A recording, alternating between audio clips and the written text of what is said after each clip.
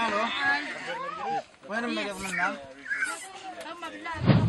plusieurs fois sur un des camps de déplacés qui se trouve un petit peu à l'extérieur de la ville, en discutant avec les déplacés, on avait ces petits-enfants qui arrivaient vers toi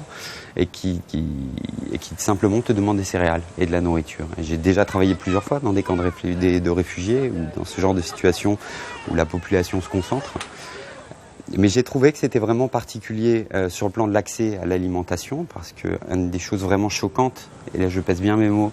dans la situation des déplacés au Yémen, c'est que l'aide internationale, de la communauté internationale, des agences onusiennes, est sur le terrain et en pratique réellement absente ou quasi inexistante. La plupart des segments d'aide qui doivent être fournis, que ce soit par rapport aux maladies chroniques, que ce soit par rapport à l'eau,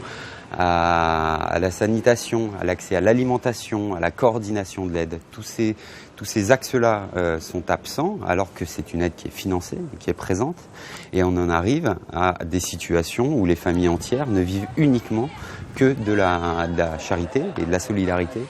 des populations d'accueil. Et on en arrive à ce petit gosse qui devait avoir 4 ans,